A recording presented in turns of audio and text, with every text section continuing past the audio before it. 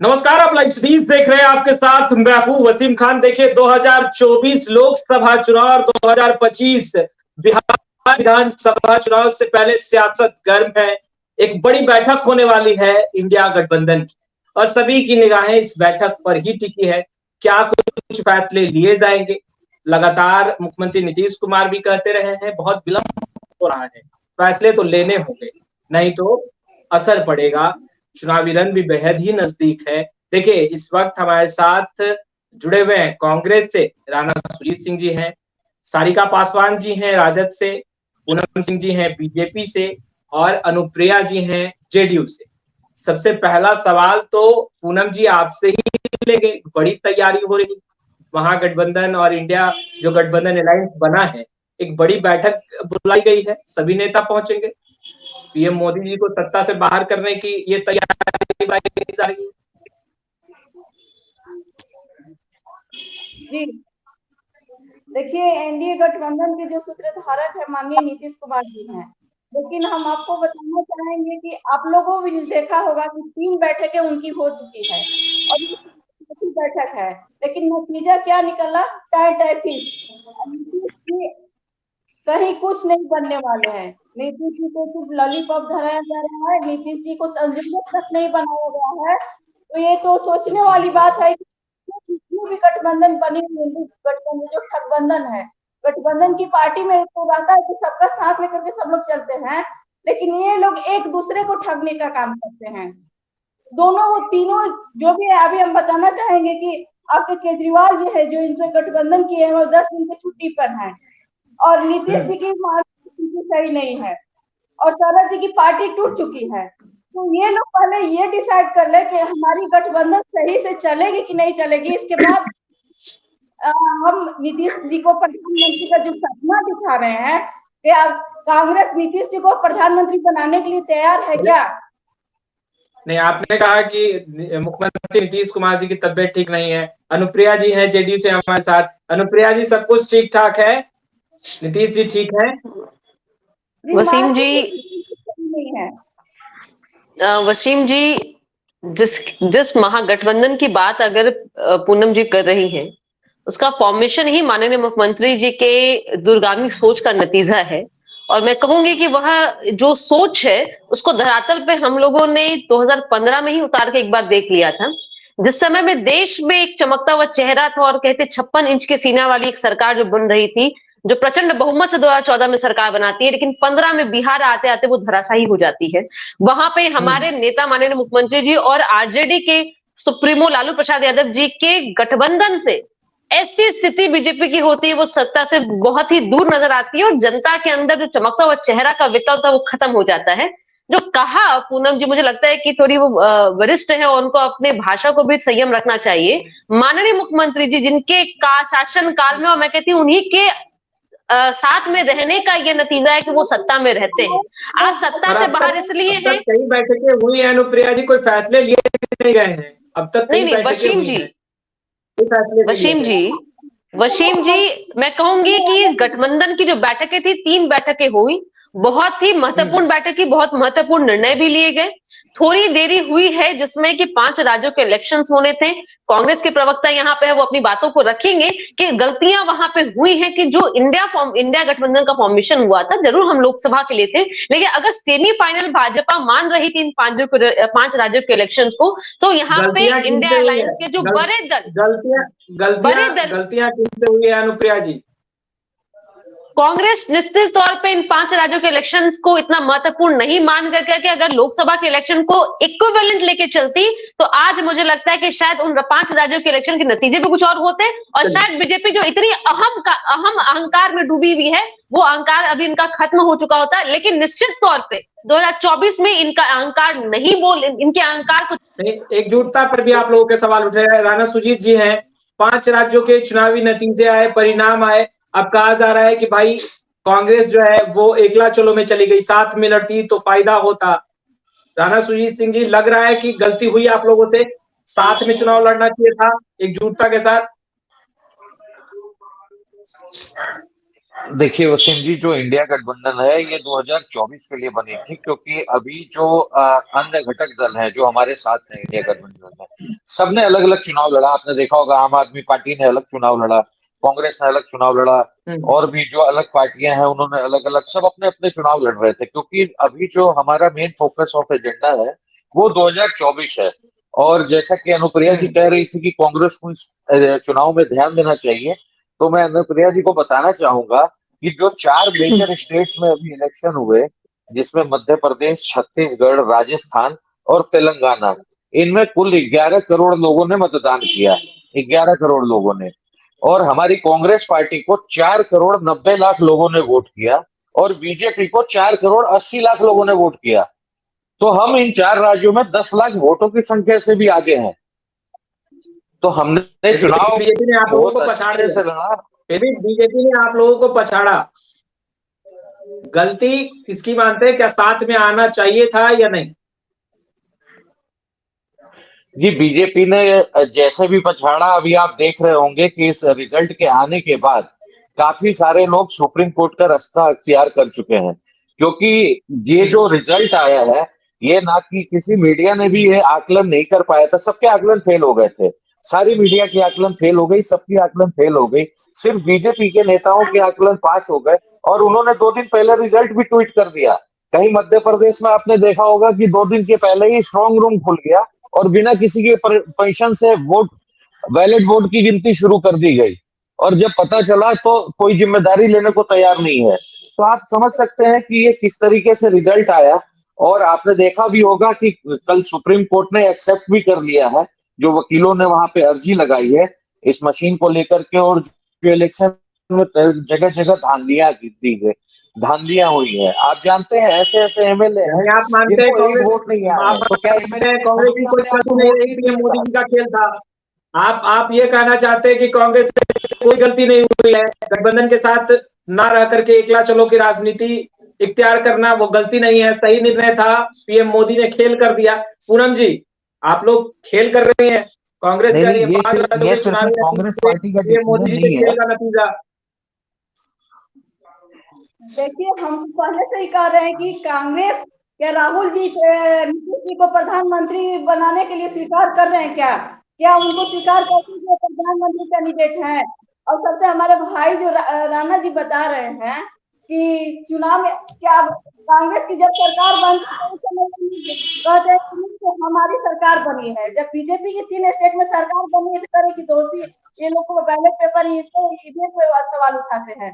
हम आपको बताना चाहेंगे कि बीजेपी ऐसी पार्टी है जो सबको साथ पूनम जी, हमने स्ट्रांग रूम खोलने की बात करी है, ना कि बैलेट पेपर से वोट कराने की बात करी है। 2 दिन पहले स्ट्रांग रूम कैसे खुल जाता है और गिनती कैसे शुरू हो जाती है?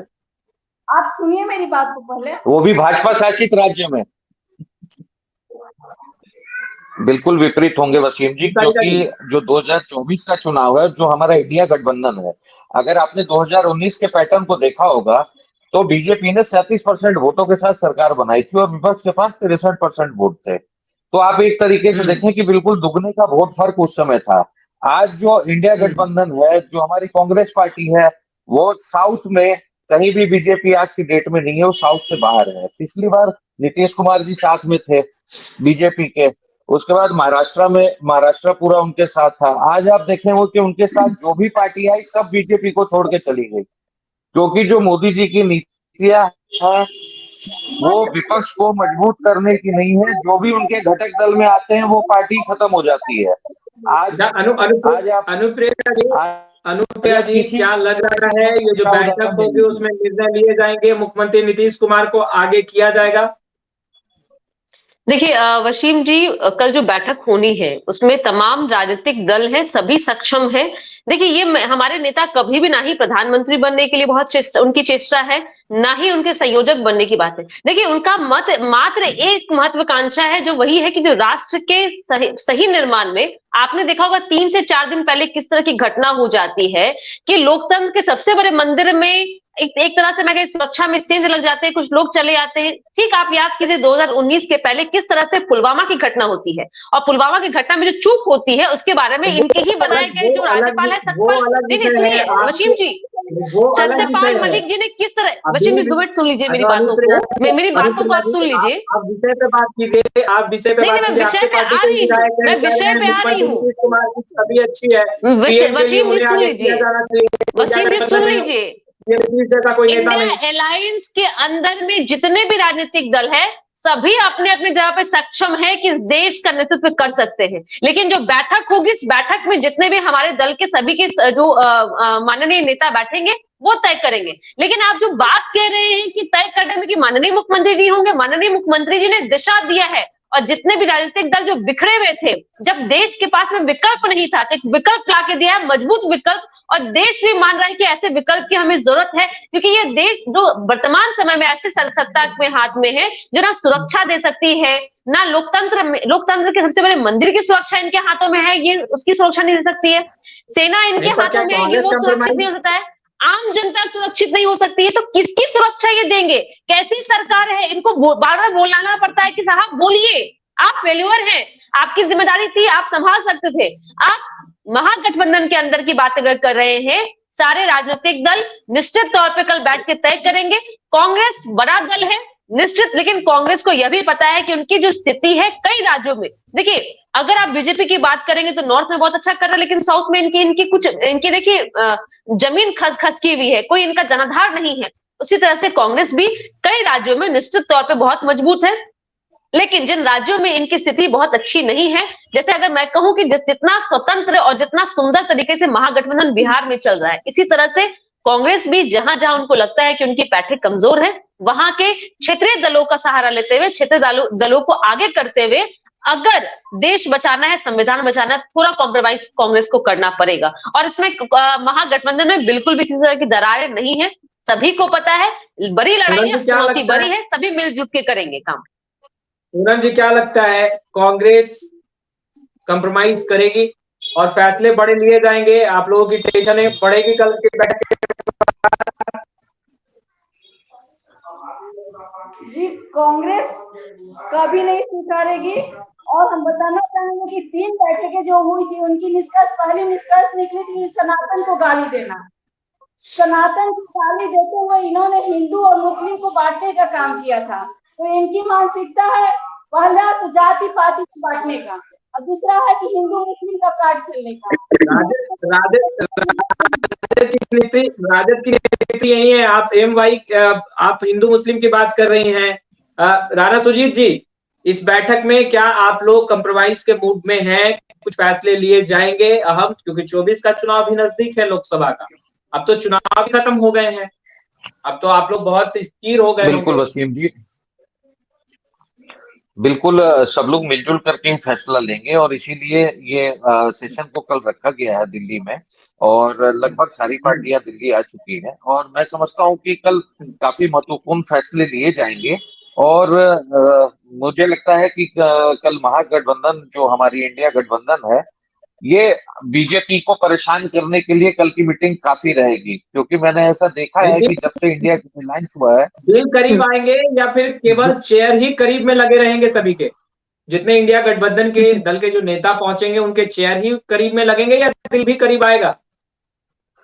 नहीं नहीं, बिल्कुल दिल भी करीब है और चेयर भी करीब है, क्योंकि सबका एक ही एजेंडा है कि जो तानाशाही सरकार है इसको 2024 में उखाड़ करके फेंकना है। इंडिया गठबंधन का मेन मोटिव यही है, और नीतीश जी ने भी यही मोटिव लेकर के सभी दलों से मुलाकात की पर्सनली, और सभी दल बढ़ करके आगे आए।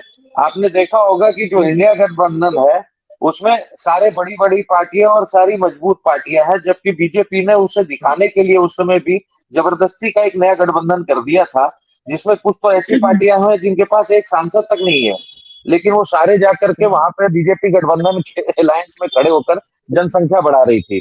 तो बीजेपी को ये अच्छे से पता है शुरू से कि यहाँ पे वोट परसेंटेज का डबल का डिफरेंस है, कहाँ 37% और 63%, जो कि अब काफी कुछ बदल करके जो बीजेपी है वो 30-32% पे आ गई है, और जो महागठबंधन है वो काफी ऊपर चला गया है मतों में। तो इनके लिए चिंता काफी बढ़ाने वाली है। और 2024 में हम बहुत मजबूती के साथ इंडिया गठबंधन है।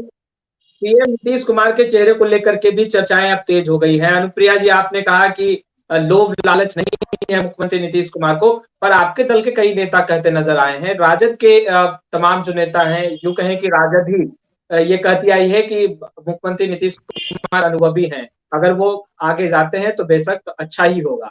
तो क्या आपको नहीं लगता कि मुख्यमंत्री नीतीश कुमार को आगे अगर प्रोजेक्ट किया जाए तो ज्यादा बेहतर होगा?